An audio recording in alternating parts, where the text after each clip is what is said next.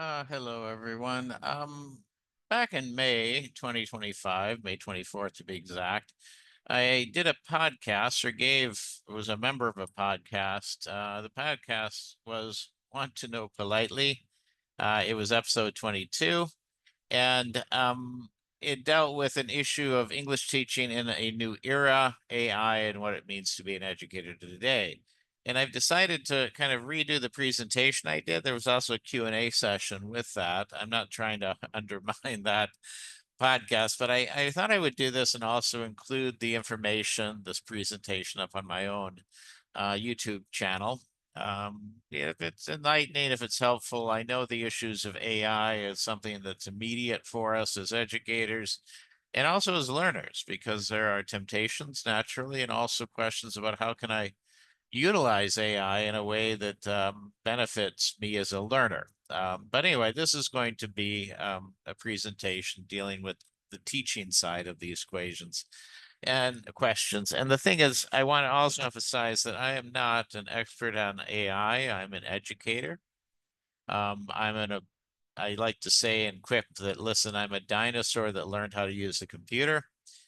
So I'm not saying I'm at the cutting edge of this, but I thought, okay, as an experienced educator, I've worked at the high school level for, well, 14 years and 9 years in the United States, 5 years in Japan. I've worked at the university level, undergraduate and graduate levels for, oh my goodness, almost 20 years, more than 20 years now, if you put everything together, at least full time since 2003. I've worked at as a university. I've been, of course, a professor in the classroom. I've also been a program manager. I have been the chair of graduate programs when I was in the Middle East for 5 years. And also, I am now the dean of faculty, as well as still maintaining a presence in the classroom, I'm happy to say. I've never wanted to be out of the classroom, no matter what title I've had. I've always felt that I'm a teacher first, and that's where I felt most comfortable as an educator. Okay, so let me put up this screen here, and I will share and share sound. That okay, just in case. There we go. Okay, and I'm hoping that you can see this all right. And let me just put it on slideshow. Okay, so anyway, like I said, it was a podcast. The podcast or was out of Bangladesh. Um, and the title of it was like, basically an open talk on teaching and learning English language and literature. And I was very honored to be invited to do this. You can still, I'm sure, find the link for this podcast out there if you Google Want to Know Politely episode 22. But here, I'm just giving the presentation itself. The Q&A might also be of interest to you, and you can check the podcast for that. So here I am, English teaching a new era, AI and what it means to be an educator today. I am Professor Dr. Pat Doherty. I'm Dean of the Faculty of International Liberal Arts at Educator International University. And AIU is known especially as an EMI institution. We teach everything in English. The majority of our students are, of course, and by the way, I like to call them young scholars. Our young scholars are actually from Japan, although we have a growing number of degree-seeking students from outside of Japan as well. And we are unique in a way also, not just that we teach everything in English, but that we have a required study abroad year. Most kids will go in their junior year, year 3. But we also, as we are sending students forth, we are also receiving about, several hundred young scholars from our partner institutions, of which we have, I think it's up to 208 partner institutions now from across, the planet, literally. And so at any given time, 25% of the young kids walking around, and maybe not so young kids walking around on our campus, are international exchange students. So it's a very cosmopolitan place. even though it's up here in the middle of a beautiful little forest up in the Tohoku region of northern Japan. Um, and there we go. This is our cafeteria there. As you enter, you can see the cafeteria, our sign, and then also an entryway into our classrooms and that. And there you can see just kind of a snapshot of the kind of internationalism of our student population. And we're up here in Akita, up in the north of Honshu, the main island. It's a beautiful area, actually. If you like four seasons, you will find them here. We have beautiful weather. It gets a little bit cold and chilly in the winter, but that's a good excuse to go skiing or maybe go to an onsen or do both. That's my abstract. We often hear about how AI can assist us with our pedagogical tasks and with our students' learning. And sometimes I quip and I wish I wasn't, maybe it's serious, maybe it's not, but sometimes I say, unfortunately, we might reach a point where, AI is writing our young scholars' papers and then AI is grading those papers on behalf of the professors. Hopefully, we don't reach that point. But anyway, we often hear about how AI can assist us with our pedagogical tasks and with our students' learning. The questions addressed in this discussion, I'm going to share with you, revolve around our identity as English teachers as we embark on this new reality. What is our purpose, basically? How should we define ourselves? What impacts has AI wrought on our profession as educators, as researchers, as professionals, as human beings? Boy, that sounds, now that I read that again, pretty broad, but we'll see where this discussion takes us. So this is my agenda. Have we dealt with technology change in the past? And I have been around long enough, going on 40 years in the classroom, that I have seen lots of changes and had to adapt my teaching and my expectations along the way. What is our purpose as educators? How do we define ourselves? I think it's something we should approach periodically as a profession, but also in our personal professional lives. How do we define ourselves? What do we see ourselves as? I teach a course that involves some instruction and educational philosophies, and I always tell them, my young scholars taking the course, that there are a few questions that every educational philosophy must address. Among them is, what is the purpose of the teacher? What is the teacher supposed to be? A guide on the side, sage on the stage, a facilitator, a leader, what? So anyway, our purpose as educators, a question we have had and dealt with for centuries as a profession. What impacts has AI wrought on us in our profession, and what should the future hold for AI and teaching? And I like this little quote. Our experience with technology is a bittersweet one. We relish its presence in our lives, but we dread the effect it may have on our manners, attitudes, and social interactions. We open the gates of our schools for all types of technological tools, yet we fear it may badly impact our students' performance. I talked actually recently. I was actually visiting my family back in the United States. Of course, you understand I live and work in Japan, so I don't get back there as much as I want to. So it was like 3 years since my last visit, and then there was a huge delay, before that due to the pandemic. But anyway, I was talking to a few friends, and we mentioned repeatedly how social media has allowed us to reach out and stay in contact. One friend, I honestly have not seen this individual since high school.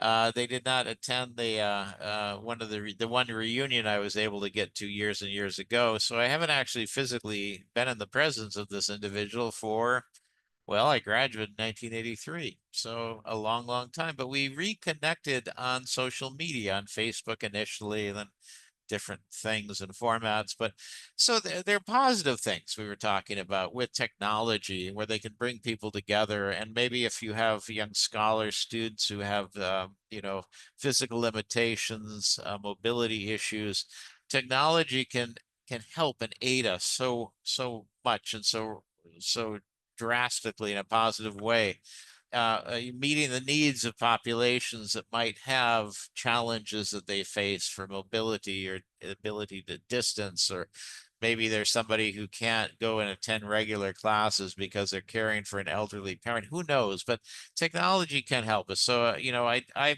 personally always tried to have a positive view of technology, and also figure out ways over time where maybe I can integrate some of it successfully, hopefully, in my classes. But anyway, how have we dealt with technological change in the past? I mean, the Greeks actually, some of the thinkers of that time were questioning whether writing and reading were damaging the memories of their students. That maybe where we don't need to rely on our brain power to categorize and file all this information, where we have it accessible in libraries, on scrolls, and what later books and things. So we don't need to just put all that information in our brains. And that yet the Greeks actually were questioning whether or not this was a detriment to the memory. um, and it's interesting to me, but when I started teaching, I felt I was more of a font of information for my young scholars, because when I started teaching in the 1980s, technology was limited. I had chalkboard, they had textbooks. We, took notes. I had one of those wonderful, like, what do they call them? Overhead projectors. You could write things on a clear sheet and then project it over your shoulder to talk to kids. So we didn't have a lot. But also they were kids primarily when I started teaching, they were inner city kids who were at risk. I chose to go and teach in the inner city, and they hadn't traveled much. They didn't have a lot of life experience, and typically you wouldn't expect a teenager to have a lot of life experience. So I felt I had to share a lot, and I brought information in. I did have them research. We went to the libraries and things, but a lot of it I felt at that point I needed to give them information. Um, and so I kind of get it when they say a little bit about, okay, how are we organizing our information? Is it being put into their brains? What are we doing with it? But yeah, so I saw some changes even in my own teaching when we had access to more information and the internet became a thing, and I could have my kids, Google things in class if we had questions and all of that. So I felt much more comfortable stepping back from being the sage on the stage back in the, later 80s and 90s, of course, and then beyond. Once I realized and I was comfortable with my young scholars having access to this wealth of information on the internet, then it became a challenge to teach them to be critical thinkers about this, and also critical of the information they were receiving, being, discerning users, and also figuring out if the sources were trustworthy and all of that. So, good, but also brought in some additional challenges. Good, the technology in the sense they had access to internet and databases and all this wonderful swaths of information that they could bring into play in their research and learning, but also a challenge that they needed to learn to be discerning about what they were encountering online. They needed to be critical thinkers about it. They needed to think carefully about the source of information, whether there be biases, whether it be trustworthy, etc. I started my career as an educator. I mean, after I got my teaching license, I had worked for a while for Northern Arizona University, teaching university courses in history for them. But then I started my real education career, I should say, as a high school teacher at Carl Hayden High School in Phoenix, Arizona. I would teach there for a number of years. I taught social studies. Later, I would teach ESL. I had qualifications also to teach German, though I never, other than a few occasions, had any opportunities to teach that full time. So anyway, that's where I was. That's where I started. Large school. I think it had like 3,500 when I was there. And definitely an inner city school. We had issues with teen pregnancy. We had gangs.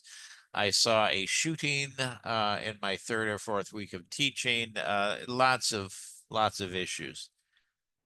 And there I was, way back when, blessed with hair at that time, a young and energetic and full of life and hope and confident I could change the world. Later, you discover it's hard to even change the block. 1980s, what did I have? I had a textbook chalkboard, I had globes, I had wall maps, I had an overhead for transparencies, and I had mimeographs, those old Xeroxes, right? Before we had a Xerox machine that came in, I think my second year of teaching, but we actually had the mimeograph, that was kind of crazy. We did have an VCR and television that could be checked out from the library. Very hard to get. You had to sign up weeks in advance. Um, and then we had a tech person who could come to the classroom to videotape something if requested well in advance. And I made use of that. Okay, but that was technology I had. And I adjusted. One thing I like to do is I like to show documentaries to my history students because I am a visual learner, and I knew a lot of my students were. So I would, for example, bring in all sorts of pictures and maps and things from my classroom. And, I collected pieces of art. Some of it was, a museum quality, some was not. But I tried to make my classroom like a mini museum for my kids. I brought in, I got an old Oriental rug that we put on the floor.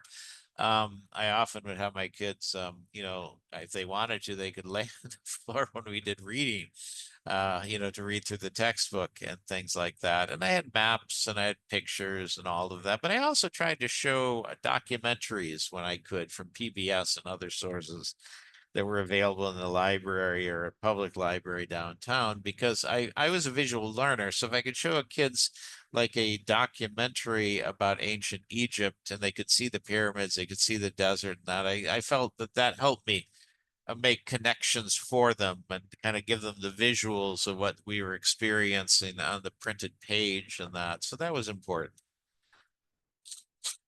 And then what is our purpose as an educator? How do we define ourselves? I mean, for me, sometimes I'm the sage. Sometimes I am the source of information. Nowadays, I look at myself because, I'm in my 60s, and most of my young scholars, other than the graduate students who might be a little bit older, but even them tend to be in their 20s. Um, I'm a bit of a sage, maybe, but I don't consider it where I'm giving them information. It's more like life wisdom and wisdom from experiences, especially like graduate students who are going into education. Of course, I'm going to talk to them about my experiences in the classroom and try to like share my life lessons as an educator with them. So that's important. An example, you want to be an example to your young scholars. That's what I think I should be. I try to be an example of a lifelong learner, an example of somebody who is calm in the face of maybe crises and problems and issues, who tries to be rational about things, who also has empathy and shows compassion. These are important things as well. A mentor, yeah, where kids are trying to figure out where they're going in life, and they often will need advice and help, about what jobs or what universities they might want to apply to if they're going to graduate school, or about what career. So that's also important. A guide. I put in guide, and what's that different from a mentor? To me, a guide in some ways is more like, okay, where am I going in life? The big questions. I teach courses, in the winter in literature. I teach a course in dystopian literature, primarily to 1984 and Lord of the Flies. I also teach a course called Epic Origins, where we deal with Gilgamesh and the Odyssey. And I talk life lessons a lot there, what we can get from the literature, what, that Gilgamesh was dealing with the questions we even deal with today, like what is the purpose of my life? What is the purpose of life itself? What does it mean to be a friend? How to be a leader? How to be compassionate and that. So all of these things are important. And then a counselor, just simply giving kids advice, trying to listen to them and trying to like help them figure out the next steps they might need to take in their own lives. So, counseling is, I look at it a little more professional in the sense that, they set up appointments, they come to see me. I'm, of course, um, an advisor of, I think I have like 20 advisees typically. And so that's a little bit maybe more formal where they're coming in and talking to me about specific problems and that because I've been assigned to them and they've been assigned to me, and that's fine. So all of these things I think kind of make up who I am, but you have to think about it for yourself, And for example, I have this kind of workshop series that I teach called the liberal arts, introducing the liberal arts. And we do this because we are at AIU a liberal arts institution, very rare in Japan, but we are a liberal arts institution. A lot of kids come to us and they don't really know what the liberal arts is. So we have Miguel Sosa Sensei, who has been working here at AIU for many, many years, wrote a book for us basically, or collected a series of readings and edited them down so that we could go through and through a series of 4 workshops, kind of help our young scholars understand what the liberal arts is, what it means. Okay. And here's a quote, and I'm not going to go through the whole thing, Jonathan Becker, but he talks about liberal arts as a system of higher education designed to foster in students a desire and capacity to learn. They want to think critically, communicate proficiently, prepare them to function as engaged citizen. The curriculum is, of course, flexible, right? Their choice within it. And the idea is to give you a wide breadth of understanding, and hopefully you will find connections between the different pieces of information and the knowledge that you're accumulating. That's part of it. So it's kind of a cross-curriculum sort of thing, a multidisciplinary approach to education. And it's based on a lot of interaction and a lot of independence that also comes with responsibility on the student's part as well. But so you're trying to make engaged citizens. It needs to get them working, thinking, doing, um, very much verb oriented, and then it should be student centered, which means it's focused on the student, but not in the sense you're putting the student on a pedestal. No, you're giving the student responsibility, but also agency. They have agency, it's responsibility, and there are expectations that they take care of themselves in a lot of ways and each other in the process of learning.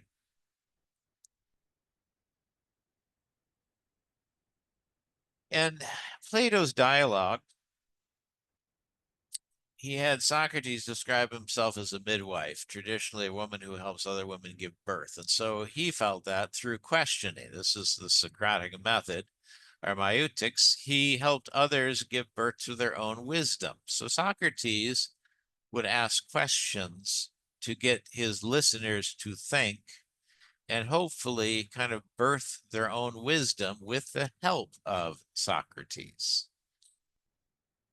So I changed the paradigm. That's why I like to call my students scholars, where I want them to see themselves having agency, being responsible, and being engaged in their own learning. A student to me is always a bit passive, sitting there waiting for the teacher to give the information that will be then, memorized and regurgitated perhaps on a test. But a scholar is different. A scholar is engaged in the process of scholarship, asking questions, trying to answer those questions through research and study. Very much engaged, very much involved in the learning process. Student, passive, scholar, active. Now, AI means I need to reinvent my role as a leader and become much more anchored on emotional intelligence, critical thinking, creativity, and innovation. Now, this is from Valerie Bollier James, the article group, but it shows that, yeah, we do need to think about, okay, how are we changing what we do to deal with the advent of artificial intelligence? So emotional intelligence, critical thinking, creativity, innovation, these are the elements that need to go into a modern pedagogy in the world now inhabited so thoroughly almost by elements of AI. Oh, by the way, I have this, well, it's a picture, it was an etching that's from the late 1800s, actually, Victorian era.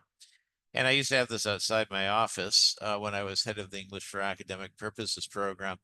I share this with the kids though, and well, they're not always kids. Some of them are retirees who come back to finally finish that bachelor's degree, but are young scholars and are not so young scholars. And I ask them what they think this etching, this painting means.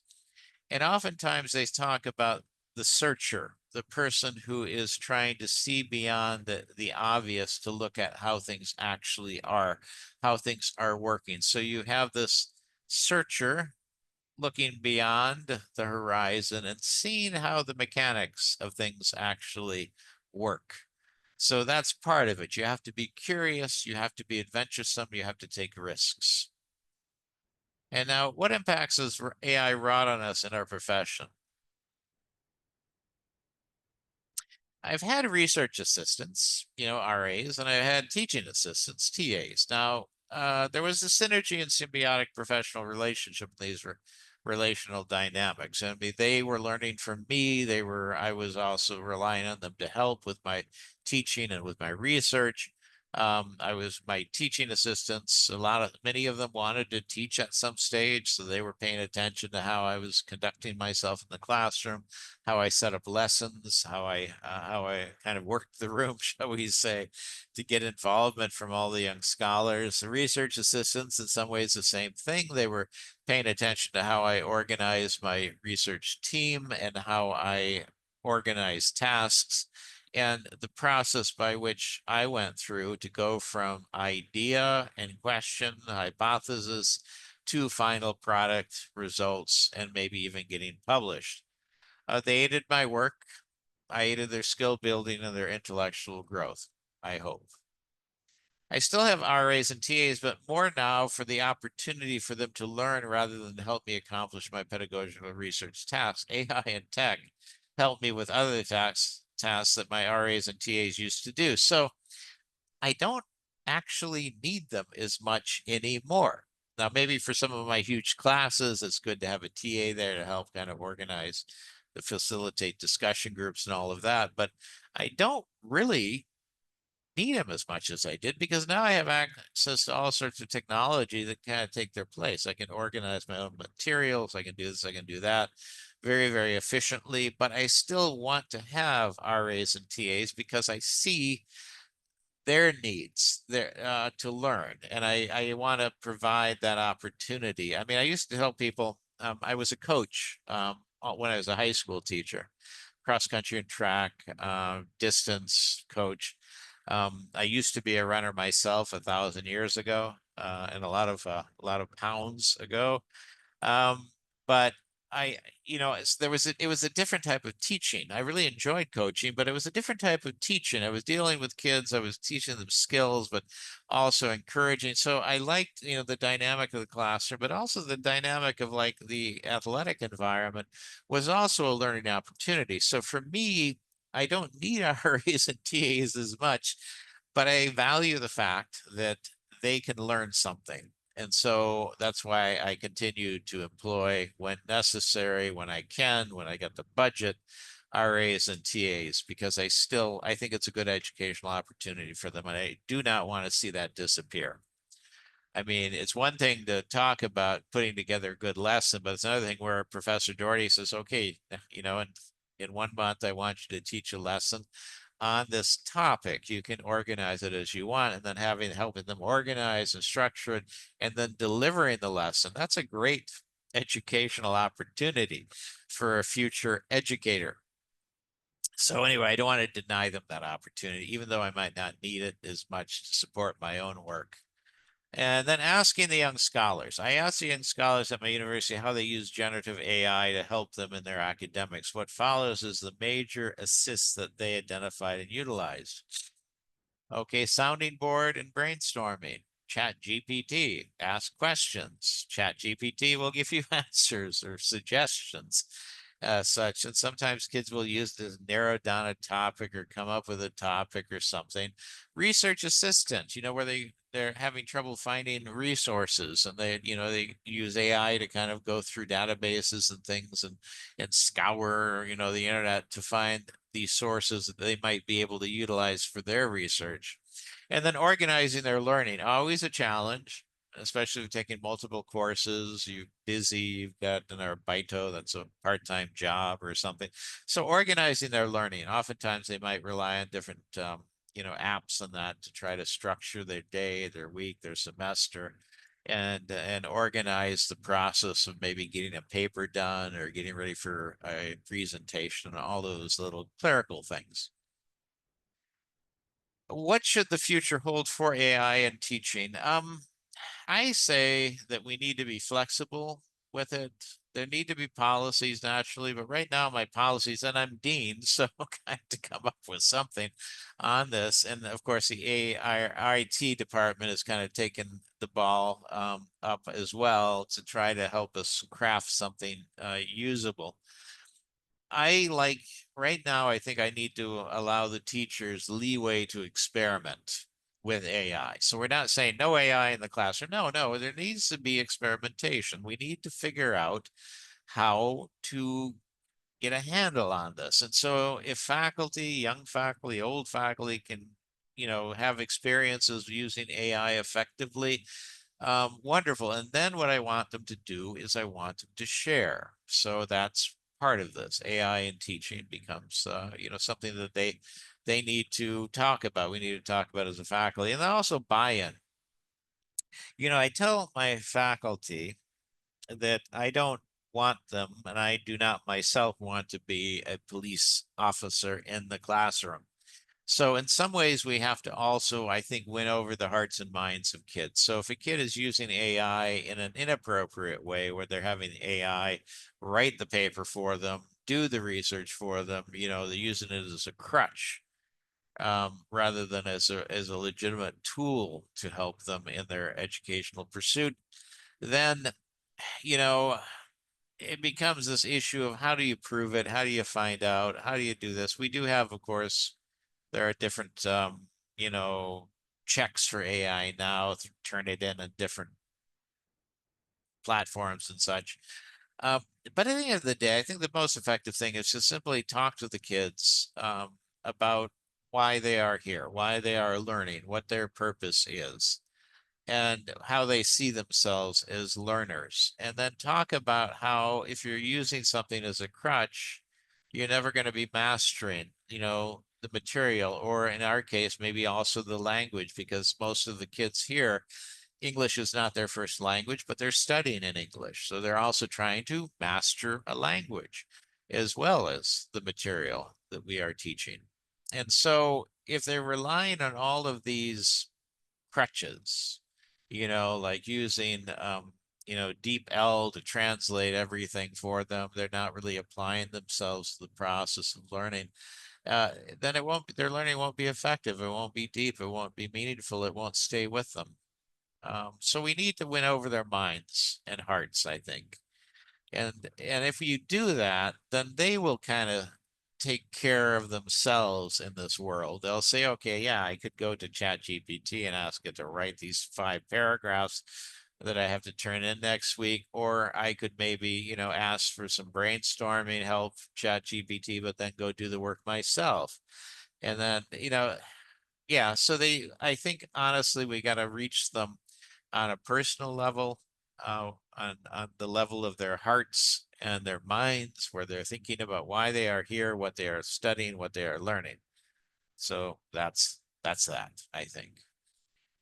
Now, for policy, try to create an unambiguous policy of the institution. Just say, like we have, okay, you can experiment. Now, what we have said to the young scholars is you may use only that AI which your professor has specifically approved. And if you have a question, then you go to the professor. So I might have a situation, as I have, because I'm also in charge of discipline when it comes to academic matters for the young scholars, our students. I could have a situation where one professor in one subject allows kids to use this or that AI tool, and another professor in another course, maybe a different subject, says you can't use any of these AI tools. And then if a kid uses the tool that they were using in the one class, in the class where it's forbidden, then they get into trouble. And somebody say, well, but I could use it in this class. I said, yeah, I know, but you did not follow what your professor said. That's insubordinate. That's not appropriate. And so that's that. So they get into trouble for using a tool in one class, AI tool, and they don't get into trouble if they use it in another class. And that just has to be the way it is as we try to figure things out. But you need to be clear about that. And our policy, I think, is, at least my institution. And yes, I helped write it. So I'm biased, I guess. Allow for rational experimentation uh, with the AI. It should be rational. I don't know why I put rationale. Or anyway, rational experimentation with AI. Let teachers experiment and also listen to the kids. And I know our IT team is meeting with them. Also, I'm meeting our young scholars and dialoguing with them about, AI use and things because kids, they're technologically often very much wanting to be on the cutting edge, and so they can help us, right? So anyway, I'm just gonna do this because it drives me crazy when there we rational. There. All right, there we go. I feel better now. Okay, and then buy-in, winning the hearts and minds, like I said. Okay, so these things are important. These things are important. And we have a policy. I'm not going to go through and read all of this to you. I wrote it 2 years ago, revised it a bit, but still it's there. And I argue, that legitimate uses for AI in education at AIU, there are legitimate uses, there have to be. And that we want explorations of the positive uses of AI in teaching and learning at AIU, Akita International University. But, scholars' own use of AI technology must be limited to use under the direction of their instructors. That's the core here. You listen to the professor. The professors, we've also told the professors, please, please, please be clear with the students about what you will allow and what you will not. And then, professors have leeway with this. I believe in academic freedom to an extent, in the sense that at some points, as an institution, we all have to kind of agree. And so maybe you don't completely agree with the policy, but you can buy into it because you've at least had a say in its development. Okay. That's what I mean by that. So learning requires involvement, diligence, and often struggle. It's just the way it is. AI is continually evolving and this policy will evolve. Okay, so you got to go back to the blackboard every so often and make changes. And also, you need to make your pedagogy active and creative. Keep things involved. Keep the kids involved. Give agency and responsibility. Have them do presentations. Have them do Q&As. Create lessons that require their creativity and critical thinking. So they don't have the chance to necessarily use AI as a tool, as a crutch. Use it as a tool if you allow them. Don't have them use it as a crutch. Have them continually make connections between their learning and their lives. I think that's very important. It's also a way to kind of avoid AI doing things for them. If I tell a kid, okay, how does this thing that we've just learned, can you relate back to your childhood, where you grew up, and did you see? So I try to make them make connections between their lives and what we're studying for all of my courses. And I'm a professor of literature and history. So I teach lots of lit. I teach a rhetoric course as well. I teach history courses as well as specializing in US history, particularly. Okay, use process structuring in your lessons and scaffolds. Okay, so that, for example, if I'm going to have the kids write a paper, academic paper, I schedule into my semester times for them to gather together in the class, and they have to, like, for example, come up with their topic. They have to come up with their hypothesis. They have to come up with their outline of their paper. They have to show us their methodology. They have to come in with their first draft. So if you have these stages, it's going to be harder for them to kind of like weave around with AI but also will help them because they're young and oftentimes they have trouble organizing their time and thinking through the processes. Remember, our brains are developing when we're 20 and 19 and 21 still. And so sometimes their organizational skills are not there yet. So I help them. I help them gently with this by simply putting in the semester for any of the courses I'm teaching where I require a paper, major presentation, points in time where they have expectations of a piece of that being done. And so that way, I'm hoping that they don't get into a situation where it's late at night, the day before something's due, and they have that little devil on their shoulder whispering in their ear, just use Chat GPT, just use DeepL, just use this. And the teacher won't ever know. Well, the teacher will know.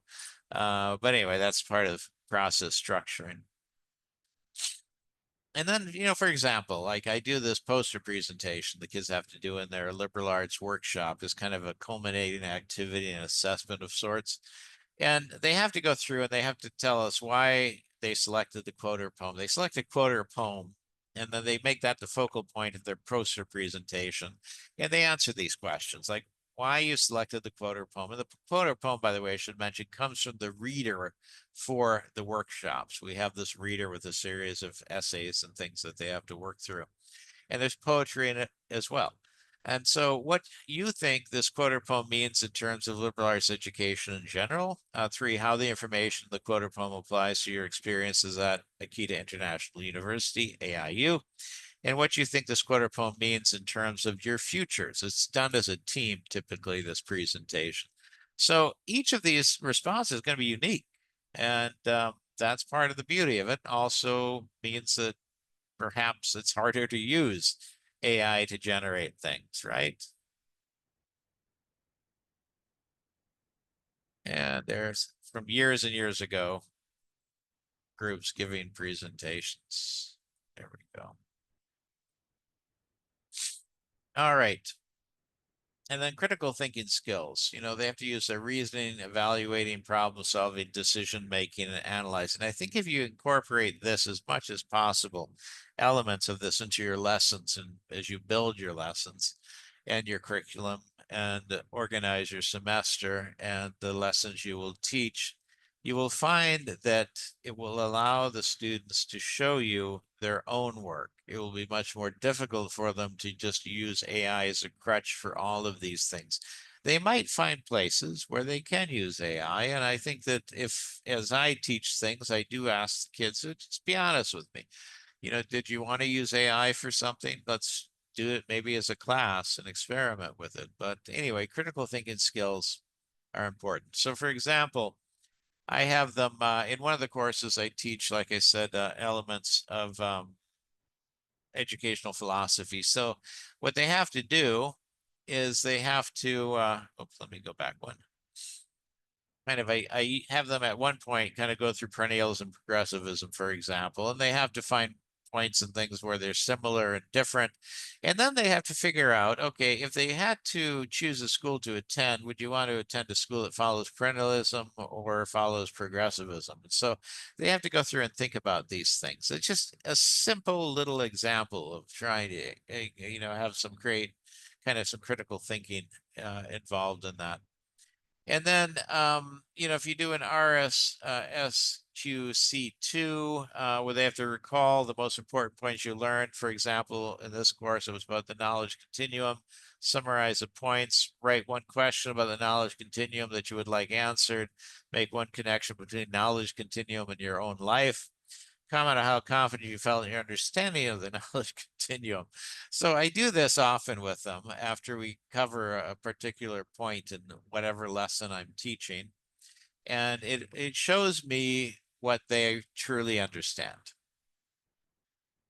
And then at AIU, we have this thing called Applied International Liberal Arts Conceptual Framework, where they go through and pretty much year by year do ILA 1, ILA 2, ILA's basically the acronym for this, foundations, growth, development, application.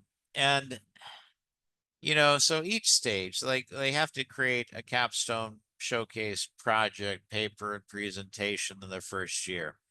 Their second year, they're doing independent research. They're creating a module between two courses, dissimilar courses, and then their composition two course with composition two teachers kind of leading the charge with this. Then they go on study abroad. Typically, their third year, they have to reflect on their experiences, what they learned, and that, and then they do basically kind of like a traditional capstone at the end, their senior year, where they bring all of their learning together into a thesis paper, a major one, and then they present that, as well. So we keep them busy, we keep them active, we give them agency, responsibility with a lot of expectations. And then, like I talked to them, for example, about ILA 1, the EAP capstone, because I teach a course where, I've got first year, first semester kids. And so when I'm trying to explain this to them, I tell them that it gives you an opportunity to be a scholar. So you come up with a question, you do your research, you find solutions, then you share it through a presentation of your paper to your academic peers. Okay, and there's reading, writing, and speaking and listening courses are all interwoven in this process. This is their typical first year, first semester curriculum. They have reading courses, writing courses, speaking and listening course. And then we give them a schedule that they have to follow, again, trying the process approach. And just a few things here. Approximately 1/2 of the 7.2 billion people inhabiting the planet are connected through the internet. So a lot of people do not have access to AI. And there is a digital divide that persists globally and within nation states that I think we need to be aware of. And while about 77.2% of individuals in the Americas have access to the internet, the rate of penetration in Africa, for example, is far less than that, only about 28.2%. And India has an estimated 450 million active internet users, yet this represents only 36% of the Indian population. So we do need to be aware of that when we talk about AI and technology, that it's not a universal situation for everyone, and that a huge swaths of the planet, the populations of whom do not have access to the internet. If you think about how much maybe you use the internet, whether it be social media, learning about the world, learning the news, using it for research or academic purposes or personal purposes or professional purposes, and to suddenly not have that, how would your life be different? Well, that's what a lot of people are dealing with. They've never had access. Maybe they don't miss it because they don't know what they're missing. But I think we can all agree that it gives you maybe a door, at least a window, but more so, I think the metaphor of a door is appropriate, for access to the wider world. And now, how to use AI responsibly? I like this every idea here. I've heard this a few places. Evaluate the initial output to see if it meets the intended purpose of your needs. Verify your facts and figures, quotes. Engage in every conversation with the Gen AI chatbot, providing critical feedback and oversight. And revise the results to reflect your unique style. And you are responsible for everything you create with AI. Always be transparent about how you use these tools. And that's what I ask my young scholars. So it's not AI we need to fear, but the death of critical thinking, I think. Technology will not replace great teachers. We know that, but technology in the hands of great teachers can be transformational. So my recommendations: fear not. We've dealt with change in the educational sector forever. We will learn how to use AI effectively. And then there will be something else coming down the pipes soon, I'm sure, that will also require us to think carefully about its use. But AI will get a handle on. Experiment in your teaching with it. Be comfortable with it. Be open with it, and allow your students to maybe experiment a bit too in a facilitated manner. And then share what you learn. So again, technology will not replace great teachers. We are not going away. But technology in the hands of great teachers can be transformational. So you can use this as a tool. All right. Um, the podcast this was originally on was organized by Professor Nadim Azazur, and the podcast was Want to Know Politely. It's he's based in Bangladesh, a country that I have been visiting and doing research, teaching, and workshops in for 20 years. So anyway, but I wanted to share it again here on my own YouTube channel. So that's what I am doing. So thank you very much, everyone, for your attention. I hope you found this useful. Communicate through the comments. If you have any questions, I'll be happy to address them as necessary. Okay. And let me pause this. So everyone have a good day.